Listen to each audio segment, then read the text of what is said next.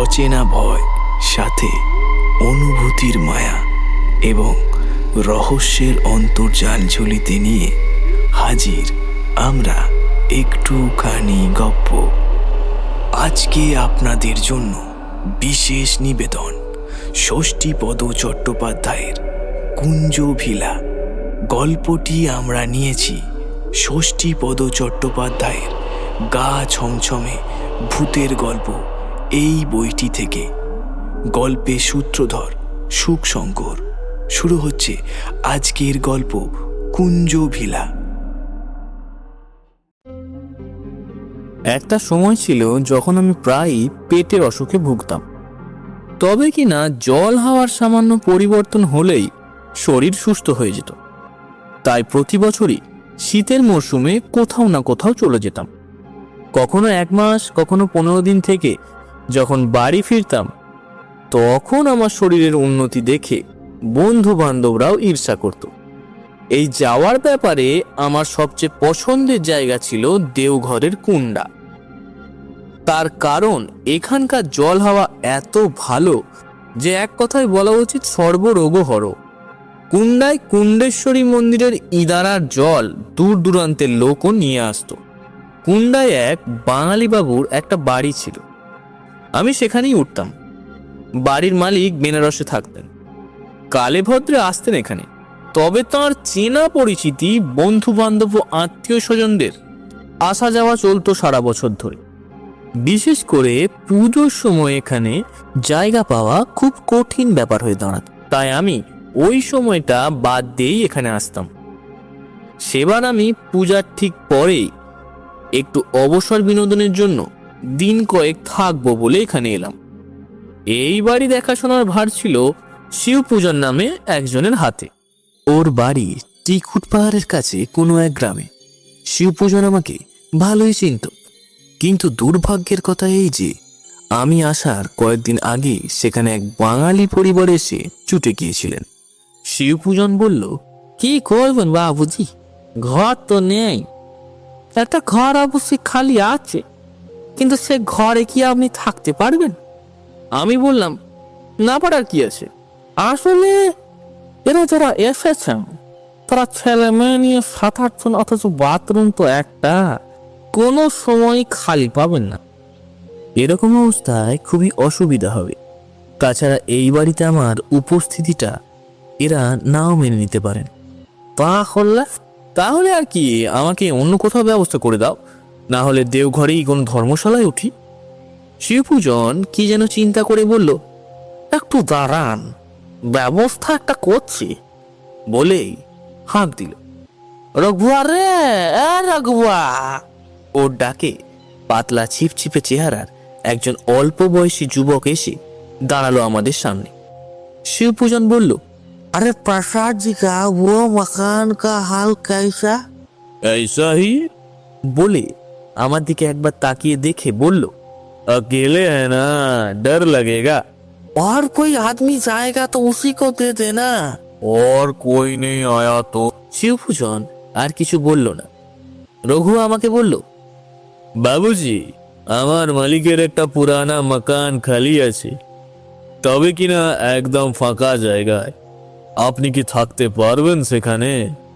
একা আপনি, আপনার ভয় করবে কিন্তু। আমি বললাম, কিসের ভয়? কোনো চোর ডাকাত এসে গুন্ডাগর্দি করতে চাইলে আমি চেঁচিয়ে সবাইকে ডাকবো? তাছাড়া আমার কাছে পাবেটাই বাকি। আরে না না, চোরি ওরি কিছু হবে না। আপনার কমতি উমার, একা থাকলে ভয় হতেই পারে। তবে একটা কথা বলি, যদি আপনার কপাল ভালো থাকে, কেউ যদি এসে পড়ে তো বেঁচে যাবেন আপনি। ও বাড়িতে অনেকগুলো ঘর, সব ঘরই খালি পড়ে আছে। আপনার যে ঘরে ইচ্ছে হবে সেই ঘরেই আপনি থাকবেন। আমি বললাম, একা থাকতে আমি ভালোবাসি, আর ভয় ডরও আমার নেই, আমাকে ওখানে নিয়ে চল। অতএব সেই পুরনো প্রায় ভাঙা বাড়িতেই আমার জায়গা হলো। এই বাড়ির আশেপাশে অনেকগুলো ছোট টিলা ও হালকা জঙ্গল আছে। সেখানে আমি সকাল সন্ধ্যা ইচ্ছে মতো ঘুরে বেড়াতে পারবো। তাই ঘর পেয়ে আনন্দের আর অবধি রইল না, হোক না নির্জনে। আমার একার পক্ষে এই ভালো। রঘুয়া বাইরের দরজার চাবি খুলে দিলে আমি ভেতরে ঢুকে পছন্দসই একটি ঘরের দখল নিলাম। বাড়িটা দোতলা, কিন্তু ওপরে আমার কাজ কি, তাই নিচের ঘরেই রইলাম আমি।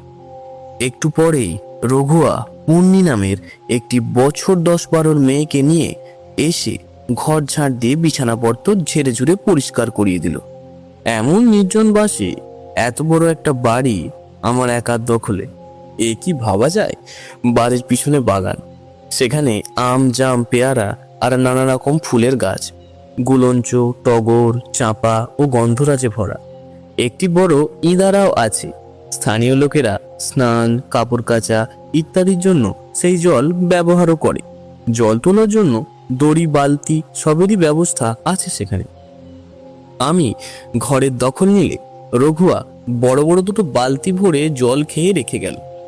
যাবার সময় বলে গেল, সন্ধ্যের পর বাগানের দিকে যাবেন না, ওদিকের পাঁচিল ভাঙা, জন্তু জানোয়ার ঢুকে পড়তে পারে। রাতে বাগানের দিকের দরজাও খুলবেন না।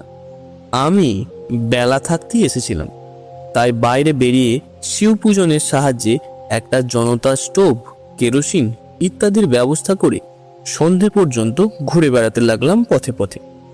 এখানে চারিদিকে শুধু লাল মাটির ঢেউ খেলানো প্রান্তর, ছোট বড় অসংখ্য টিলা আর মহুয়া বন। ডান দিকে তপবন পাহাড়, বাঁদিকে বহুদূরে ত্রিকুট পর্বত। আমি অনেকক্ষণ উন্মুক্ত প্রান্তরে দাঁড়িয়ে প্রকৃতির দৃশ্য দেখতে দেখতে তন্ময় হয়ে গেলাম। দেখতে দেখতে সন্ধে উত্তীর্ণ হলো। আমি আর ফাঁকা জায়গায় না থেকে কুণ্ডেশ্বরীর মন্দিরের কাছে এলাম। সেখানে একটি চায়ের দোকানে বসে চা খেলাম। তখন এই একটি মাত্র চায়ের দোকান ছিল এখানে। আমি কুণ্ডা এলে এই দোকানেই চা খাই। চা খেয়ে মন্দিরে শঙ্খ ঘণ্টার শব্দ শুনে আরতি দেখতে গেলাম। আরতি শেষ হলে একজন বয়স্কা মহিলা 14-15 বছর বয়সের একটি কিশোরী মেয়ের হাত ধরে বেরিয়ে আসতে আসতে আমাকে বললেন, তুমি একটু আগেই এলে না? আমি বললাম, হ্যাঁ হ্যাঁ। তা উঠলে কোথায়?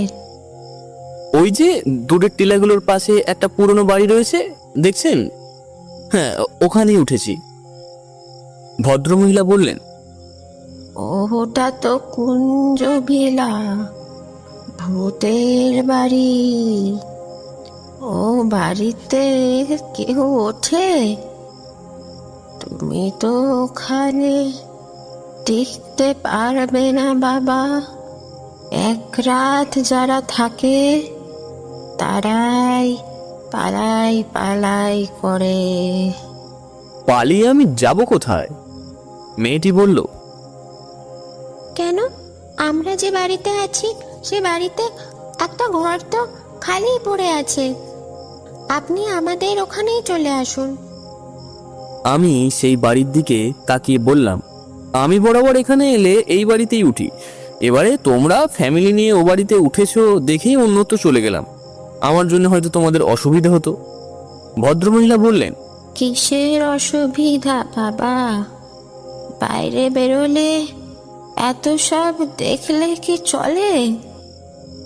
আমরা ওরকম নয়। আসলে তুমি একাই বাড়িতে আছো বলেই হয়। আমরা সবাই তাই বলা বলি করছি। তুমি বাবা হয় আমাদের এখানেই চলে এসো, নয়তো অন্য কোথাও ঘর দেখো। ওই বাড়িতে এক রাতও থেকো না। শুনেই মনটা দমে গেল, গাটাও কেমন যেন ছমছম করতে লাগলো। শান্তির জন্য বেড়াতে এসে শেষ পর্যন্ত ভূতের পাল্লায় পড়তে হবে? আমি বললাম, উঠেই যখন পড়েছি তখন কি আর করা যাবে? সেরকম হলে রাতে পালিয়ে আসবো। মেয়েটি বলল, এখনই তো রাত, চারদিক অন্ধকারে ঢেকে গেছে। আমাদের এখানে ঘর যখন খালি আছে চলেই আসুন না এখানে। আমি মেয়েটির দিকে তাকিয়ে বললাম, বলছো? এখনো সময় আছে, পালিয়ে আসুন ওখান থেকে। আমি আর দেরি না করে সোজা কুঞ্জভিলায় চলে এলাম। ঘরে এসে মোমবাতি জেলে আমার সামান্য জিনিসপত্র যা ছিল তা গুছিয়ে নিলাম। আর এক মুহূর্ত থাকা নয় এখানে। এই মন করে যখন বেরোবার উপক্রম করছি, তখনই বাইরের দরজায় টক টক শব্দ। আর একটু হলেই হাত থেকে কিট ব্যাগটা পড়ে যেত। আমার সমস্ত শরীর দিয়ে যেন একটা হিমস্রোত বয়ে গেল। আমি ভয়ার্ত স্বরে আড়ষ্ট গলায় জিজ্ঞেস করলুম, কে? একটি মেয়েলি গলা শোনা গেল। নিশ্চয়ই সেই মেয়েটি। বলল, দরজা না খুললে কি করে বুঝবেন আমি কে? দরজা খোলাই আছে, ঠেলে ভেতরে এসো। আমার কথা শেষ হতেই টর্চের আলো ফেলে ঘরে ঢুকলো এক তরুণ দম্পতি। দেখে মনে হয় সদ্য বিবাহিত।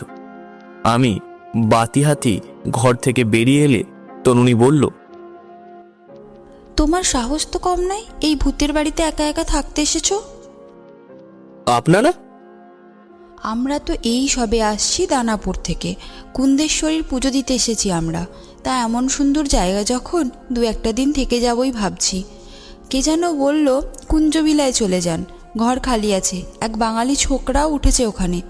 আরও একজন বলল ওটা তো ভূতের বাড়ি। শুনে যা ভয় হচ্ছিল, তা তুমি আসো শুনেই সাহস করে এখানে এলাম। আমি বললাম, ভালোই হয়েছে, একটা রাত থেকেই দেখা যাক না ভূতের উপদ্রব কিরকম হয় এখানে। তুমি এই অন্ধকারে ব্যাগ নিয়ে কোথায় যাচ্ছিলে? একা থাকতে ভয় করছিল, তাই ওদিকের একটা বাড়িতে চলে যাচ্ছিলাম। ওরা আমাকে এ বাড়ি ছেড়ে ওদের ওখানে যাবার জন্য বলল, তাই আর কি। না না না, কোথাও যাবে না। আর তো তুমি একা নাও। তাছাড়া তুমি আছো জেনেই তো আমরা সাহস করে এখানে এলাম। তাই এখান থেকে যাওয়ার মতলব আর করো না। আমি ব্যাগ নামিয়ে রেখে বললাম, আপনাদের দেখে আমারও মনোবল অনেক বেড়ে গেছে, আর আমি যাচ্ছি না। এখন যে কোনো একটা ঘর পছন্দ করে নিন আপনারা, নিচে ওপরে অনেক ঘরে বাড়িতে। তরুণী বলল, আমার ওপরের ঘরই পছন্দ। এতক্ষণে তরুণীর গলা শোনা গেল, তাহলে উপরেই চলো। ওরা ওপরে উঠলে আমি ওদের সঙ্গে গেলাম। ওদের সঙ্গে একটি ভিআইপি স্যুটকেস ছিল, সেটাকেও দুজনে ধরাধরি করে নিয়ে গেল। বাগানের দিকে একটি ঘর খুব পছন্দ হলো ওদের। তবে কিনা ঝাড়া মোছা না হয় অব্যবহারে অনেক ধুলো জমেছিল ঘরের ভেতরে। উনি নামের যে মেয়েটা আমার ঘর ঝাড় দিয়েছিল, তার ঝাঁটাটা পড়েছিল নিচে। আমি সেটা নিয়ে এসে ওদের হাতে দিলাম। আর রঘুয়া যে 2 বালতি জল দিয়েছিল, তার থেকে 1 বালতি জলও দিলাম ওদের। একটা রাত্রি বই তো নয়, কাল সকালে অন্য ব্যবস্থা হবে। তরুণী বেজায় খুশি হয়ে বলল, আজকের রাতটা কোনো রকমে কাটলে কাল ভালো করে কাউকে দিয়ে গোটা ঘর ধুইয়ে মুছিয়ে নেব। তোমার নাম কি ভাই? আমার নাম কাশীনাথ, আপনার? আমি স্মৃতি। আর বুঝতেই পারছো নিশ্চয়ই, উনি আমার হাজবেন্ড, নাম বিপ্লব সেন। বিপ্লব সেন একটু গম্ভীর প্রকৃতির মানুষ। তরুণীর কথায় একবার হাসলেন শুধু। আমি বললাম, আপনারা তাহলে বিশ্রাম করুন, আমি আসি। আমি যখন সিঁড়ি দিয়ে নামতে যাচ্ছি, তখনই তরুণী অর্থাৎ স্মৃতিদি এসে বলল, আমাদের কাছে অনেক লুচি মিষ্টি আর আলুর দম আছে, তুমি নেবে? আমি হেসে বললাম, না না না, সঙ্গে আমার অনেক খাবার। আমি বাড়ি থেকে বেরোনোর সময় অনেক ডালপুরি, সন্দেশ, সোনপাপড়ি আমার ব্যাগে ভরে দিয়েছেন মা। বেশ, কাল সকালে চা খাবার সময় তাহলে ডাকবো, কিন্তু চা খাও তো? হ্যাঁ খাই, বলে নিচে নেমে এলাম। আমার সঙ্গে খাবার যা ছিল তা খেয়ে শুয়ে পড়লাম, গায়ে একটা চাদর চাপা দিয়ে। এখন হেমন্তের শুরু হলেও এখানে বেশ শীতের আমেজ। ওপরে ওরা এসে পড়ায় আমার ভূতের ভয় একেবারেই কেটে গেছে। না হলে একা থাকলে ভয়েই মরে যেতাম। বেশ কিছুক্ষণ এপাশ ওপাশ করতে করতে ঘুমিয়ে পড়লাম একসময়।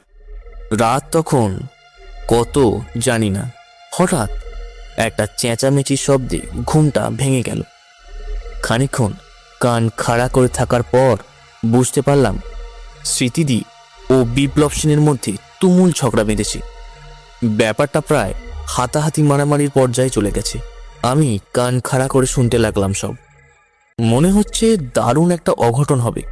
আমি বাতি জেলে টর্চের আলো ফেলে পা টিপে টিপে সিঁড়ি বেয়ে ওপরে উঠতে লাগলাম। যখন অর্ধপথে তখন স্মৃতিদির কণ্ঠস্বর পরিষ্কারভাবে কানে এলো।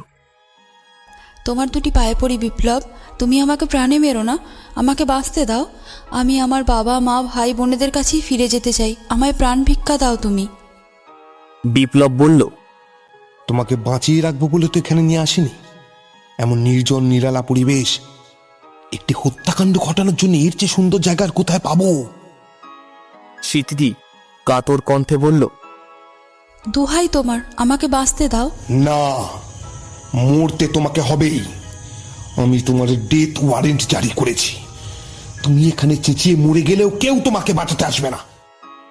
বিপ্লব, আমি তোমার পায়ে ধরছি, আমাকে আমার ঘরে ফিরে যেতে দাও। আমি তোমার কথায় বিশ্বাস করেছিলাম, স্বপ্নেও ভাবিনি তুমি আমাকে মেরে ফেলবার জন্য এখানে নিয়ে এসেছিলে। বিপ্লব সেন বলল, আমাকে বিশ্বাস করার খিসারতটা এবার দাও। আমার পথের কাঁটা আমি সরাবই। স্মৃতিদির কণ্ঠস্বর ভয়ার্ত হয়ে উঠল। না না, আমাকে মেরো না, আমাকে মেরো না গো।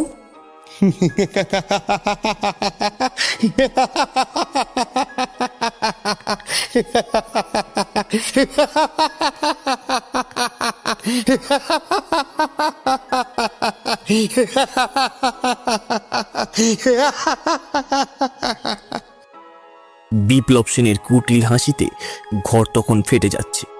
আমি বুঝতে পারলাম এই মুহূর্তে এখানে একটা হত্যাকাণ্ড হবেই হবে। এমন সুন্দর ফুলের মতো স্মৃতিদিকে মেরে ফেলবে বিপ্লব শয়তানটা। এখন কি যে আমি করব তা ভেবে না পেয়ে তরতর করে নেমে এলাম সিঁড়ি দিয়ে। এখনই শিবপূজন বা রঘুয়াকে ডেকে না আনলে কাল সকালে আমাকেও পুলিশি ঝামেলায় পড়তে হবে। আমি ছুটে দরজার কাছে গিয়ে খিলটা খোলবার চেষ্টা করেও খুলতে পারলাম না। কি সাংঘাতিকভাবে দরজার সঙ্গে এঁটে বসেছে সেটা। অজ্ঞতা আমার ঘরে এসেই দরজাটা বন্ধ করে খিল এঁটে থরথর করে কাঁপতে লাগলাম। ভয়ে উত্তেজনায় আমার সারা শরীর ঘেমে উঠল। কি ঝকমারি করি না রয়ে গেলাম এ বাড়িতে। কে জানতো যে এমন হবে। এমন সময় দরজায় দুম দুম শব্দ। ভয়ে আমার সর্বাঙ্গে কাঁটা দিয়ে উঠল। স্মৃতিদির গলা শুনতে পেলাম, খোলো খোলো, দরজা খোলো, না হলে ওই শয়তানটা আমাকে মেরে ফেলবে, তুমি আমাকে বাঁচাও ভাই। আমি সঙ্গে সঙ্গে দরজা খুলে দিলাম। স্মৃতিদি ঘরে ঢুকেই দরজায় খিল দিয়ে আমার বিছানায় লুটিয়ে পড়ল। ভয়ে আতঙ্কে মুখটা যেন কেমন হয়ে গেছে। বহু কষ্টে বলল, ও আমাকে বাঁচতে দেবে না, আজই আমার জীবন শেষ করে দেবে। আমি বললাম, কিছু করতে পারবে না, আপনি তো আমার ঘরে, দরজাও বন্ধ, উনি ঢুকবেন কি করে? তারপরই বলল, ওর অসাধ্য কিচ্ছু নেই। ইঁদুরের গর্তে গিয়ে ঢুকলে সেখান থেকেও খুঁজে বের করে আনবেও।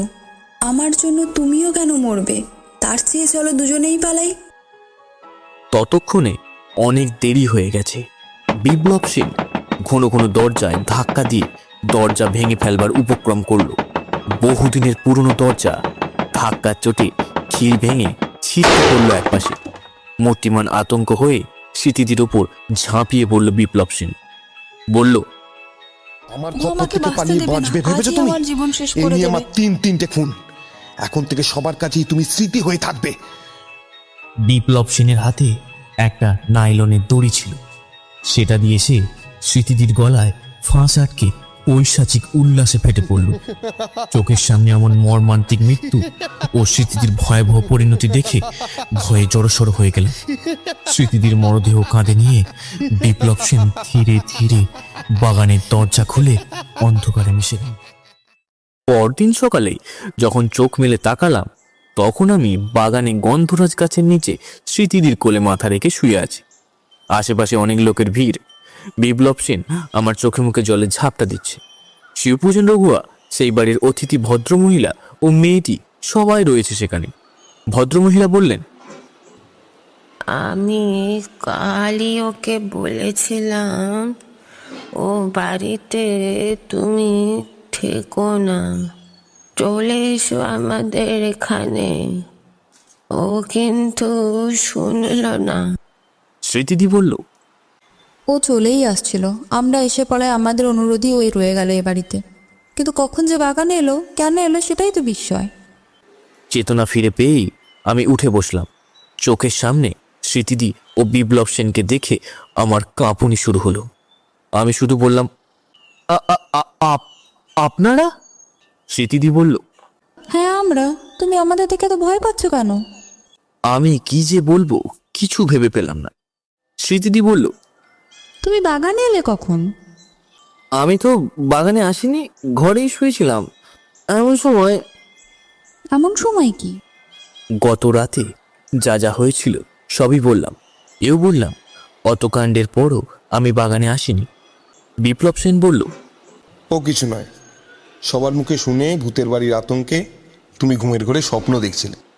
আমি জোর গলায় বললাম, তাও যদি হয় তাহলে আমি তো ঘরেই থাকবো, এখানে আসবো কেন?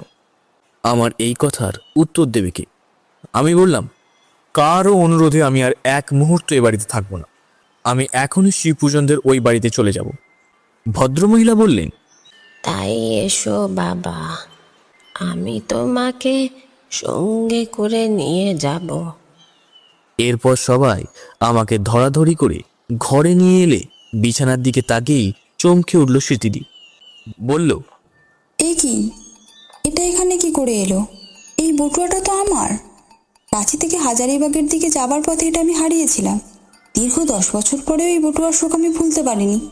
এতে আমার হীরের আংটি, চন্দ্রহার ও আরও কয়েকটা মূল্যবান জিনিস ছিল। হ্যাঁ এই তো, সবই যেমনকার তেমনই আছে। আশ্চর্য। আমি ভয়ে বললাম, আপনি আমাকে চোর ভাবছেন না তো?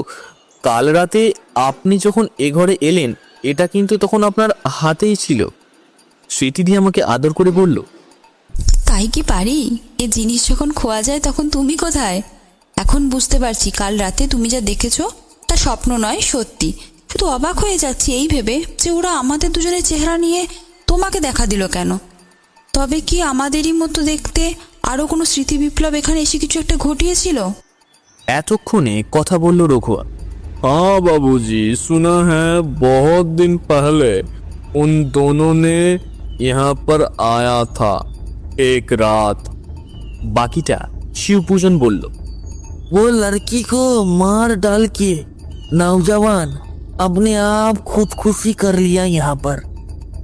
সেই ভদ্রমহিলা এবার দারুণ রেগে বললেন, এত সব জেনেও বুঝেও এই বাচ্চা ছেলেটাকে একা একা ঢুকিয়ে দিতে তোমাদের বিবেকে বাঁধলো না? রঘুয়া ও শিবপূজন মাথা নত করল। স্মৃতিদি বললেন, যাই হোক, এই ভৌতিক কাণ্ডের মধ্য দিয়ে আমি যা পেলাম তাতে ওদের প্রতি কৃতজ্ঞতা জানানোর ভাষা আমার নেই। বলেই বিপ্লব সেনকে বলল, এই কুঞ্জভিলায় আমি আর থাকছি না। হয় তুমি অন্য জায়গায় ঘর দেখো, নয়তো আমাকে নিয়ে এখন চলো দেওঘর। আমিও বিলম্ব না করে কুঞ্জভিলা ছেড়ে সেই ভদ্রমহিলা ও মেয়েটির সঙ্গে ওদের ওখানেই চলে গেলাম।